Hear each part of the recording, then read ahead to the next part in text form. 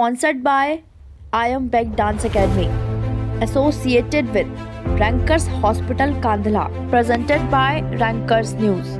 नमस्कार दर्शकों, आप देख रहे हैं रैंकर्स न्यूज और मैं हूं आपके साथ मुन्ना ठाकुर। आइए देखते हैं आज की ताज़ा खबरें। उत्तराखंड राज्य बनने का विरोध करने वाले कांग्रेसियों की भाजपा प्रवक्ता श्री सुरेश जोशी ने लगाई जमकर क्लास। देखिए, पहली बात तो मैं बताऊं कि कांग्रेस की सोच हमेशा नकारात्मक रही है और कांग्रेस इस उत्तराखंड राज्य की निर्माण से लेकर आज तक विरोधी रही है। जब उत्तराखंड राज्य की बात हम लोगों ने शुरू की थी 1991 में 18 जून को उत्तर प्रदेश की विधानसभा में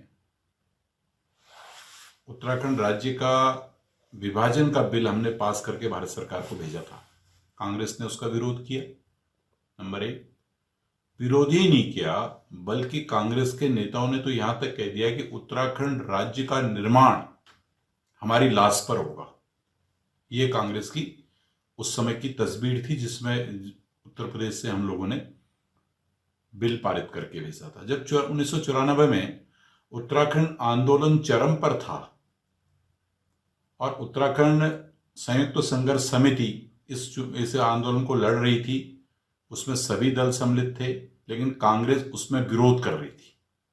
विरोध की सीमा इस हद तक थी कि जब एक बहुत बड़ा मूवमेंट लाखों की संख्या में लाल किले के पीछे वाले मैदान में हम लोग आंदोलन करने के लिए दिल्ली पहुंचे, उस आंदोलन को कांग्रेस के उस समय के वरिष्ठ नेता, जो आज प्रदेश के सबसे बड़े नेता हरीश रावत जी, उन्होंने उसको तुड़वाया और उसके बाद वो एक प्रतिनिधिमंडल लेकर तत्कालीन प्रधानमंत्री जी नरसिम्हा राव जी के पास जाके कहते हैं कि उत्तराखंड राज्य नहीं केंद्र शासित प्रदेश बनना चाहिए। Number 2, second point.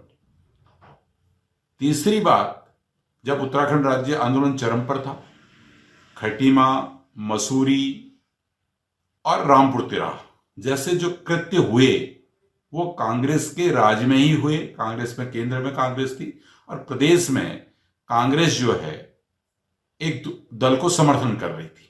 ये कांग्रेस के कारनामे तीसरा कारनामा है।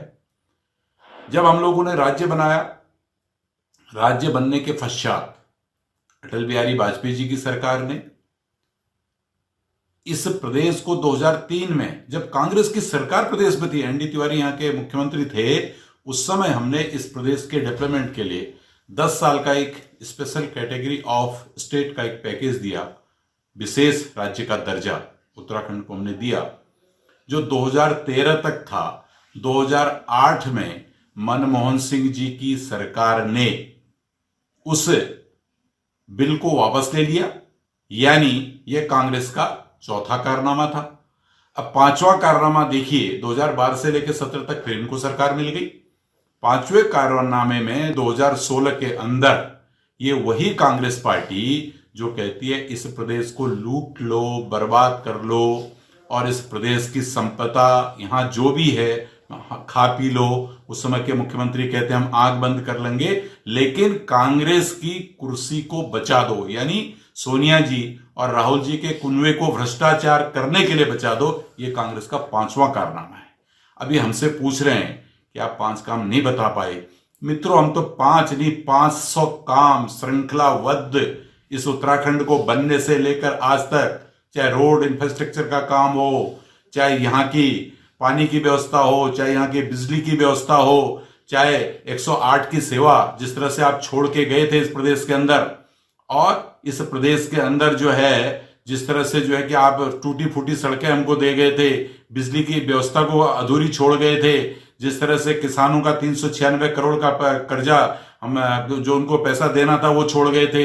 यानी एक नहीं 500 700 ऐसे काम होंगे जो अगर हम श्रृंखला शुरू करेंगे तो एक दिन में 5 काम भी बताएंगे तो मुझे लगता है कि 365 दिन के हिसाब से भी हम एक वर्ष का हिसाब दे सकते हैं। इसलिए कांग्रेस हमेशा राज्य की विरोधी रही है। और मैं दूसरी बात पूछना चाहता हूं, हमारे प्रधानमंत्री जी यहां पर आए, उन्होंने 1 लाख करोड़ जो इस प्रदेश के लिए दिया था डेवलपमेंट के लिए, एक एक पाई का हिसाब बताया। क्या राहुल गांधी जी 2004 से लेकर 7 तक उनकी सरकार रही, 12 से लेकर 14 तक उनकी सरकार रही, इन 5 वर्षों की 5 परियोजनाएं जो धरातल में उतरी हो, जिनके लिए पैसा दिया गया हो, जो योजना के उत्तराखंड में दिख रही हो, उसका हिसाब देंगे क्या? तो ऐसी कांग्रेस पे कौन विश्वास करेगा? ये टूटी फूटी कांग्रेस है, ये चुनाव के समय पर लोगों को दिग्भ्रमित करती है। ऐसी कांग्रेस को कोई सुनने वाला नहीं है। आज के दिन भारतीय जनता पार्टी एक प्रचंड बहुमत की सरकार उत्तराखंड में बनाने जा रही है। Organized by Rankers Group of Hospital and RL Foundation.